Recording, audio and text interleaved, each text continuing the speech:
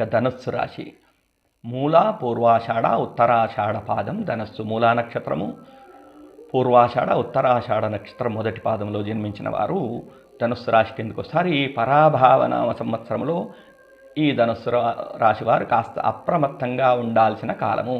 అర్ధాష్టమ శని చతుర్థ స్థానంలో, అర్ధాష్టమంలో శని, అష్టమంలో గురువు ఉన్నారు.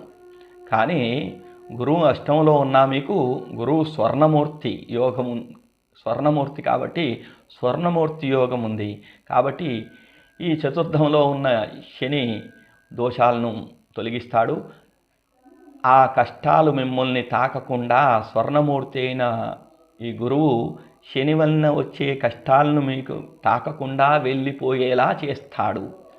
అష్టమ గురువు వల్ల వారసత్వ ఆస్తులు లేదా ఇన్సూరెన్స్ ద్వారా ఆకస్మిక విపరీత రాజయోగం పట్టిన గురువు అష్టమంలో ఉండటం వలన ఇన్సూరెన్స్ ద్వారా వారసత్వం ద్వారా వచ్చే డబ్బులు దానివలన ఆకస్మిక విపరీత రాజయోగం పట్టిన ఊహించని ఖర్చులు కూడా ఉంటాయి.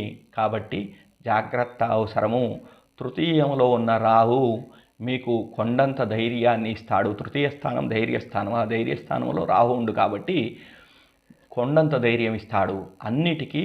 అన్నిటినీ గట్టిగా ఎదుర్కొని మీరు ఈ సంవత్సరము నిలబడతారనలో అనే దానిలో ఎటువంటి సందేహము లేదు. అయితే ఈ ధనుస్సు రాశి వారికి పరిహారాలు: గురు చరిత్ర పారాయణం చేయడము, సోమవారము శివునికి మారేడు దళాలతో అర్చన చేయడము, వృద్ధాశ్రమాలలో పెద్దలకు పండ్లు లేదా మందులు దానం చేయడం వలన ఈ నెగిటివ్ ఫలితాలు ధనుస్సు రాశి వారికి తొలగిపోతాయని చెప్పవచ్చు.